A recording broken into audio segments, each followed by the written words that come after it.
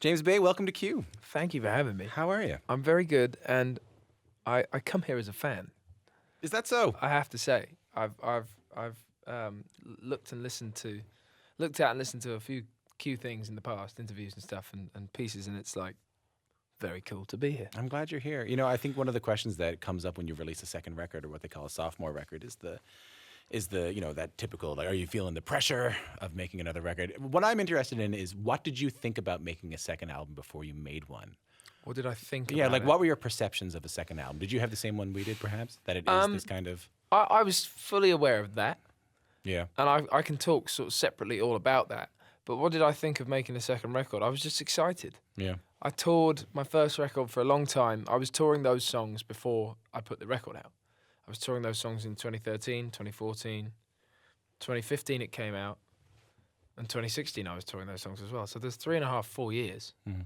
of touring those songs. And it grew and developed over the time. All sorts of different things happened, and it was an amazing journey. I can't imagine. And yeah, and the only reason it stopped, it would have stopped by now, but it could have gone into 2017. But I stopped it earlier because the invites at that point were to go back to a lot of the places I'd already been to, and to go to some places that I hadn't been to before. But I just wanted new songs in the set. I think I never wanted to be that sort of jaded artist. And I know I was only on my first record, but I never wanted to be that jaded artist who's like, I'm so tired of my own music. I'm not tired of my own music. And now that I'm back, and I've just done a little underplay tour, and we've had a great time playing the old songs as well as an exciting time playing the new songs. But it was new music that I wanted to get into the set. So what do I think about making a second album? I've just been excited.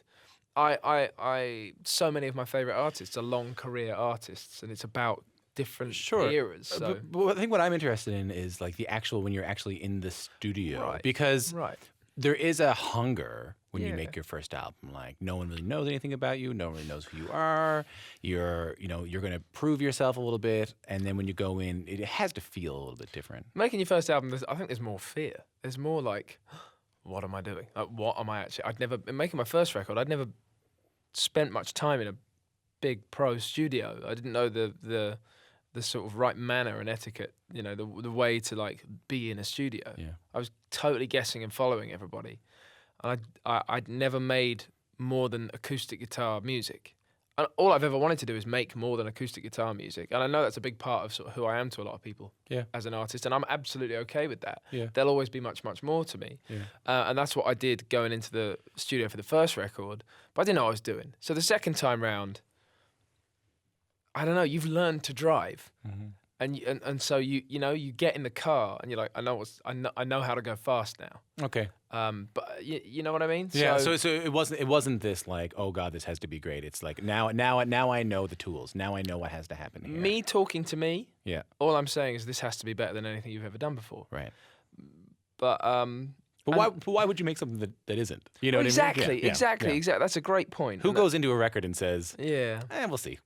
God, I think the sad reality is that those people might exist out Yeah, there. maybe But so, but in my position, me personally, you're absolutely right. Like, why would I ever try and make anything other than something that I think is way better than the first? And on that note, I'll tell you, and I think a lot of artists will tell you the same thing. They walk out the studio on their first record, immediately thinking about what they'll do on the second. Are you were the same way? I did exactly that.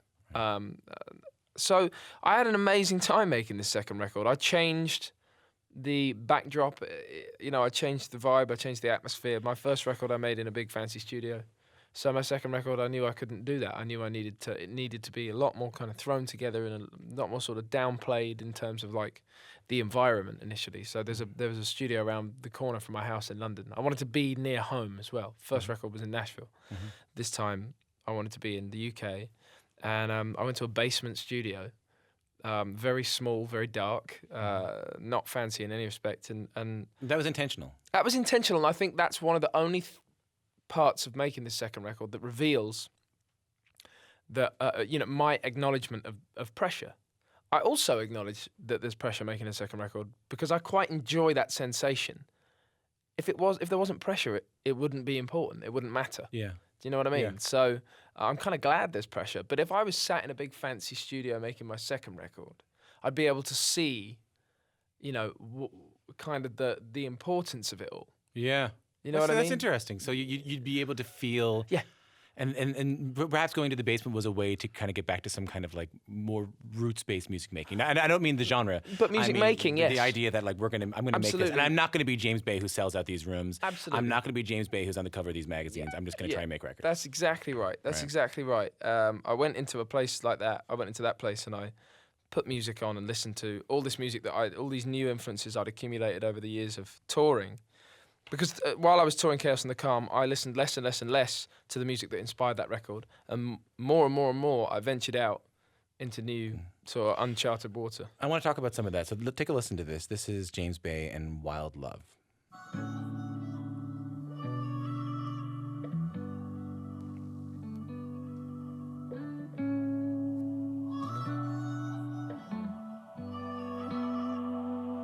Don't know what to say to you now. Standing right in front of you. Don't know how to fade in and out. Don't know how to play it cool. Lose a little guard, let it down. We don't have to think it through. We've got to let go. I wanna give you wild love. That is Wild Love, the lead single off Electric Light, the sophomore album from James Bay, who joins me in the studio right now. Are you someone who hates to listen to your own music? Was that painful for you? It's still new enough that I can handle it. But I actually caught myself a couple of days ago when I heard the song, going, yeah, I'll turn that off. I don't need to hear that. Do you only hear your mistakes? Is that the problem? Not to say that there are any mistakes. No. Well, you know, an artist will find mistakes when nobody else hears them. Yeah. I mean, I can't listen back to these things. Like, I have a hard time listening. Yeah, back to I'm these sure. records. Yeah, that's interesting. That. But generally, I don't listen to my own music for a second. No. I mean, I haven't listened to my first record. No, I just don't. I don't get anything out of it. You were talking just then about, there's two things I want to bring up based on what you just said. One is that you mentioned you were listening to a lot of different artists in the lead up to this record. And I've heard you mention in these interviews around this record, there's David Bowie, there's Prince, there's Frank Ocean, and there's Chance the Rapper. Do you see a common thread between those artists? Is there one thing about all of those artists that inspires you? Fearless. They're fearless. Two of those artists are from decades ago, and two of them are from the last 5 to 10 years. So, although I think they all have the capacity to evolve in enormously inspiring ways, we've only seen it for real in two of them. And the other two of them, we've started to see it, but they've only been around for the last approximately 5 years. Yeah. But they're fearless. And that is a very common and inspiring thread. What does that mean? What does that mean to you, fearlessness? What does it mean to me? Yeah. It's one of the key components and most important ingredients to being a great artist. Not afraid of what? I was going to say anything, but that feels like a little bit throwaway, but I sort of think it's the answer to your question, not afraid of what? Anything. Not afraid of anything. Not, doing it to push... They're doing it to push themselves and to push everybody else. People have said to me, the response to this new music I've put out has been amazing. Yeah. And a few people have said, I love that new record you put out. I love what you're doing. It's not what I expected. No. Like, if I'd have done what anybody expected, Yeah. that's not interesting. Is that something you struggle with? And not fear, as in like afraid of stage fright or anything like that. But do you admire these people because you struggle with expectations? I don't struggle with it. Mm-hmm. I sometimes struggle with how, we it's easier to be a bit more narrow-minded. I think on the wider scale, out there, music fans, I don't know. I say that and I talk about kind of the masses. I think for the masses, things get sort of watered down, and I understand it. People sort of talk about me as an artist as intimate and sort of quiet and slow music, and I know that's in my kind of locker. I know that's something I have, and it's one of my sort of strengths. But I know I have so many more, so I just have to sort of carry on pushing the other ones as well as that. I'll always play to that strength, but I'll always play to my other strengths as well, and all in the name of evolving art and fearlessness. Because I think the second you start to go, but I can't do that because this, but I can't do that because people already think this about me, so The second I start to do that, I'm done.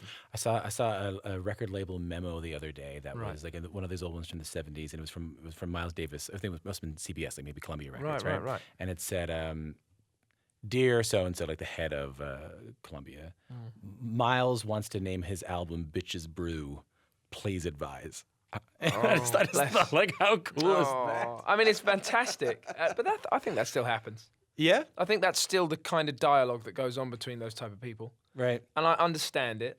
And, label, having those teams is important. Was anyone saying to you, "Hey James, come on, man, more of that acoustic stuff"? No,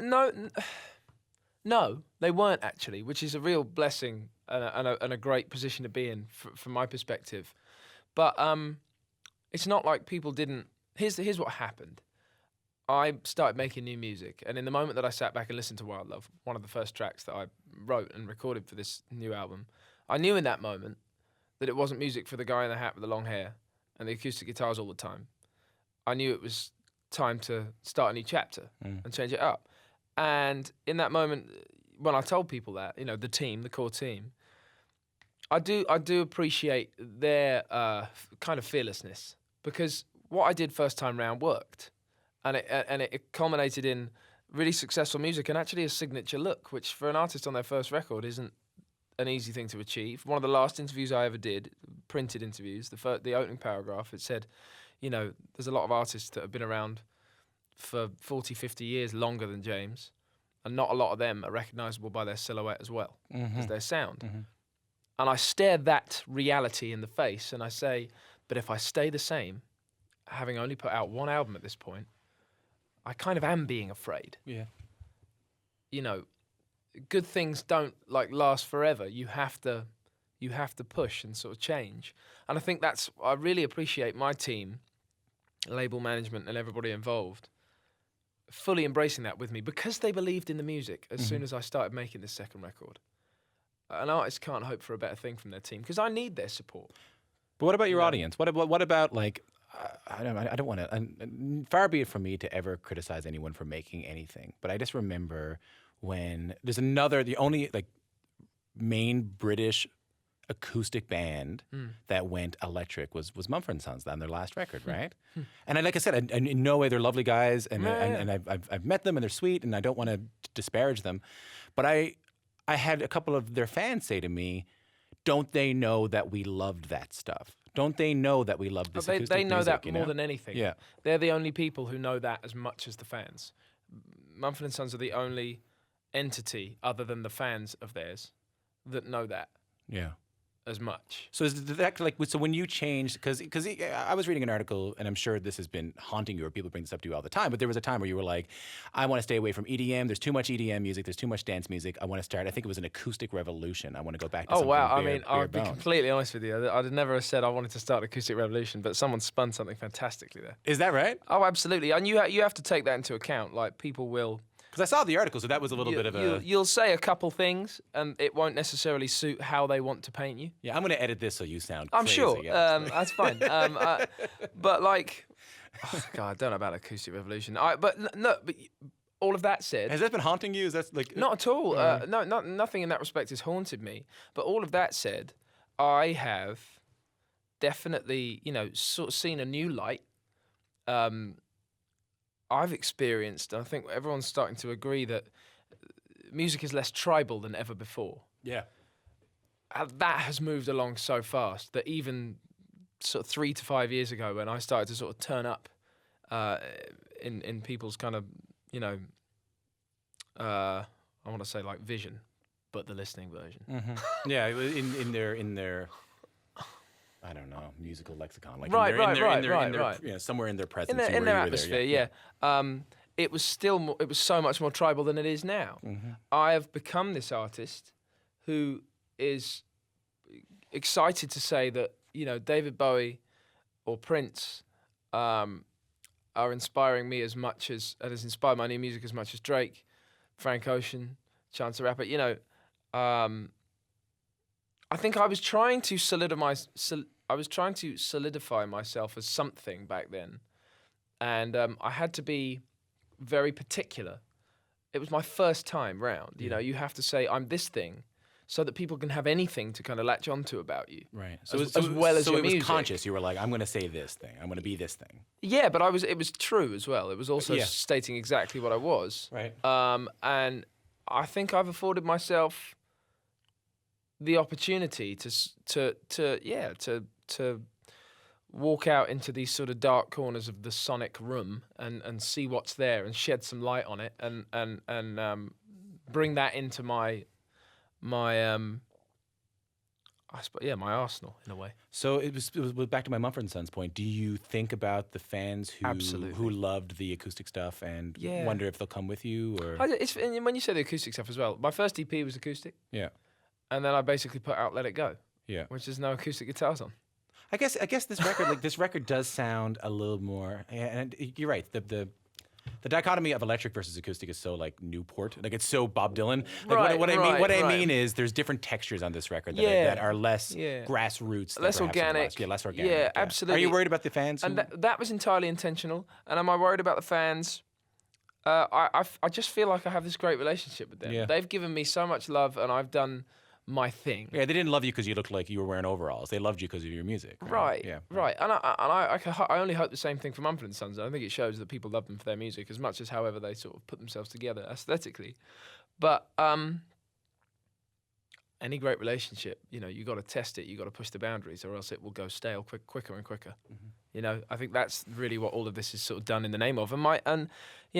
I've been saying every night on this little run that we've just done that, like, this is all well and good, but it wouldn't be possible for me without any of these fans. So it's this kind of juggling of these. It's a little. I don't know if it's a catch-22, but you kind of you're damned if you do and you're damned if you don't. Mm-hmm. There's no such thing as a great relationship that isn't tested. Well, yeah, and if you stay still, the fans will say, "Well, you're just doing the same thing. I get the same record over and Damned over if you again." do, damned if you Yeah. don't. So as an artist, I've got to push myself. I want to make a point here that it's only getting bigger and the fans are only getting more thanks to songs like this. Take a listen to this.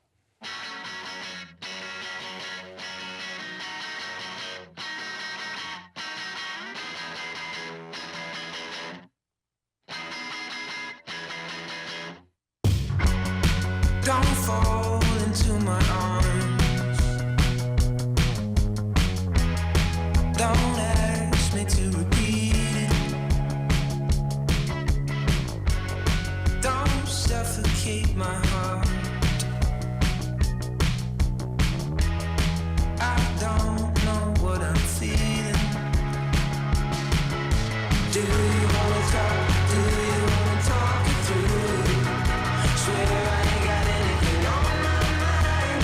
I wanna talk to you. Don't ask me. Do you wanna talk? I'm Tom Power. You're listening to Q. That's Pink Lemonade, another cut off the latest record from James Bay, who joins me in the studio right now. The album's called Electric Light. Just two more questions for you. One is that we've been talking so much about what's changed. Right. What do you think is the one thing that has remained constant and will always remain constant? About me as an artist Yeah. in all of this. Or is that too heady? Is that too heady? Is that something you think about? Or is that just something that people like No, me ask about? no. Good question. But I don't know if it's the most. I don't know if it's the most interesting question in a way, or it's not the most interesting answer. Yeah. I can tell you, like, one of the things that's stayed very similar is like the songwriting process, but there's things about that changed too, which will probably make for a more exciting answer. But yeah, I did start at the same place as I did with the first record, which is a guitar and an idea for a song, or a piano and an idea for a song, like one instrument and chasing down the greatest melodies I could come up with. And you feel like that's gonna stay constant forever. Like Well, that's how you do it. The reason why there's a slightly more interesting answer to that question as well is because it didn't stay like that throughout the whole process of making this record. Sometimes I'd sit at a drum kit, and John Green, a very good friend of mine who I wrote pretty much all this music with and produced all this music with, he would sit at a piano, I'd play a kit. I'm a terrible drummer. Yeah. But there was more. What was I trying to say? When I sit at the drums, I know so much less what's going to happen. There's so many more chances for happy mistakes, Yeah. happy accidents, and that I suppose that fearlessness is really the key to where I've gone to, and what I think is kind of obviously the greatest music I've made to date. I know on the one hand, any artist would say that about their newest record, but I do truly believe it. And Well, like you said, why would you make it if you didn't believe that? Exactly. I also love that because I often think about why sometimes the greatest songs are written by artists who are learning how to play guitar. You know what I mean? man. Like I was learning this. I only knew how to play 3 chords. Yeah. And then once I learned all the rest of the chords, I could never write this good again. Well, that's one of my. I've been sort of through that mindset. I cycled through that mindset and back and through it again a few times in my life because I started out very much as a guitar player, wanting to be a guitar player. A guitar player's guitar player. Mm-hmm. You know, it was all about my technique's got to be faultless. I've got to know all the moves and how to get in and out of. You were every, reading tabs. Yeah, man. You know, Yeah. and I did. UltimateGuitar.com, Man, absolutely. And Yeah, in me too. hindsight, I understand why I quickly got bored of that because it wasn't as kind of reactive, even with me, like to when I just sort of hold the thing and kind of play at random, and something accidentally great comes out. You know what I mean? When you know less what you're doing, but you venture further in, you find more exciting things. I wonder think. why that is. Hey? I don't know why that is, You but know, it's the you greatest think thing. you think as we get better at our instruments. Yeah, I think it's the closest in songwriting terms. It's the closest we get to kind of trying to describe the sort of magic that we can't really describe about songwriting. Because obviously, if there was, I know we've all said it before, but if there was an equation to writing great songs, it wouldn't be the special thing that it is. So, yeah, I would sit at, and I'm not a great piano player either, so I would sit at instruments that I struggled on making this record. I would sit at, and then as far as guitar goes, as a guitar player, like I've said, I was just trying to sort of put it in there in different ways, and people have talked to me. Maybe they're less guitar head people, but they've listened to this music and they've gone, "Where's the guitars?" And I've gone, "There, absolutely." There's one song on this record that doesn't have any guitar in it. Every other track has like 4. Yeah, but I think to a lot of people, the guitar is either all on the Watchtower or or an acoustic guitar. Smells Like Teen Spirit. That's or all Bob it is. Dylan, yeah. You're here now, if you didn't know that. Oh yeah. And I see a common thread between you, and it's not the common thread that you're going to think I'm going to say, but it's you and Ed Sheeran and Passenger have all been in kind of recently, and all of you have busked. Yes. And I find that so fascinating because I talk to a lot of songwriters about recreationally playing guitar around the house, playing guitar especially with family, and how that changes your perspective of music. Do you think that busking makes you a different performer? Yeah. And when it's all sort of said and done, I think it's a certain type of performer who, if there isn't even an open mic available, let alone a legit gig, you'll go and busk because the buzz of playing in front of people and getting any kind of reaction is the greatest buzz on the planet. Other than creating a new song that you think's great. Yeah, nothing better than I often say this because I opened for a lot of tours. I would open. Wow. Isn't there nothing better? And I know you've opened too. Like, there's nothing better than winning an audience over. It's the greatest feeling of all time. Better than having the audience in some ways. Tell me about it. Yeah, Absolutely. yeah. And in that instance, they are standing in front of you, static. Arms folded. Yeah, with all the opinions in the world, and that's great. But so think about when they're walking past you and you stop them walking, so that they can take a minute to take in what you're doing. That's a ride. That's a cool thing. Are there tricks to do that? Good question, because I think every busker probably has a different answer to that. Sometimes for me it was just volume. Sing as loud as you could. But right, because I never went out there with any kind of amp. I never went out there with any kind of PA system. One time, somebody hooked me up. They had a van and a generator, and this is a friend when I lived in Brighton, and he plugged me in. I was still acoustic guitar, and he just gave me a microphone to sing through. And I was stood at the side of a road, and so many people stopped and stood to listen that none of the cars could get down the street. Like there was like 150 people in front of me, and traffic stopped, which was kind of cool. That's amazing. That was a good moment. Yeah. Do you remember what you were singing? I was singing "In the Midnight Hour" by Wilson Pickett. That'll do it. It was great. There was a lady dancing in the middle. Someone threw a £10 note down. Imagine that. Wow. Like a legit £10. It wasn't even fake. Any bad ones? Any bad busking stories? Only that this shop, I had a really great spot, and this shop used to keep their front door open because, understandably, it potentially got customers in faster and looked very welcoming. And they wanted to play music in their shop. And they came out and they would say, like, "We can hear you, and it's mixing with the music we're playing. Can you, like, move on down the street? Because we're not into that." And I was like, "Isn't it like a kind of free world out here? Yeah. I'm not on your turf. Can't like, you not control what they're doing? can't you shut your door and turn your music up?" I wasn't even plugged in. Like, But so that was, I mean, it wasn't really a bad experience. I Right. moved like 15 meters down the street and had a great time. I just have a couple more questions for you. What I find interesting is that you said Wilson Pickett in the Midnight Hour, and it's little Stephen Van Zandt from the E Street Band said that, from Bruce Springsteen's band, said that had the E Street Band and he and Bruce and all those guys not played covers every single night, they wouldn't have known what worked when it came time to write their own songs. Do you agree with that? Absolutely.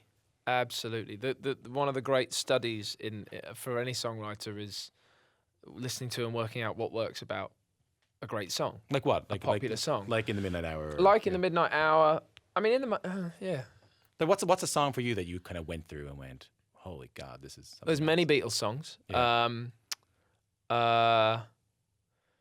There's many Michael Jackson songs. Bad is a great album for that because, like, every song has that lift and that moving moment, be it up tempo or down tempo. So these are concrete things that you say, oh, I noticed these songs kind of have this. I want my songs to have this too. Absolutely. Like what? Like what?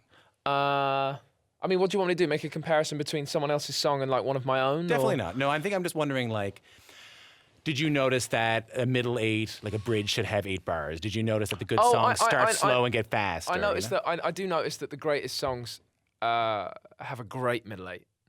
Great bridge. Yeah. You know, a great bridge. Like if it, you know, you can have a great song without a great bridge, but it's better if the bridge is great. And I'm trying to think of, I mean, the middle 8, the bridge, it can do all sorts of different things. I'm thinking about "The Best" by Tina Turner. It's Simply the right. Incredible chorus. I don't even know what the bridge is to that song. Well, Want to play it? I don't know if I know the chords. I could check it out. But but the point, let's check it out. All right, stay there. I'll go. Yeah. It's kind of about the journey that it takes you on to get you back to the chorus. You know? Something like that. I have no idea if I'll even get this right. So, but if the song is, let's see.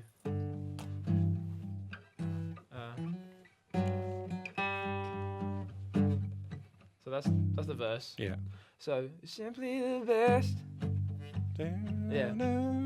Better than all the rest. Yeah. Better than anyone. What's that next line? Anyone I've ever met. Anyone I've ever met. And then you got the rest of the chorus, and it goes, what does it do? Each time I did it is something control. Heart in my soul. You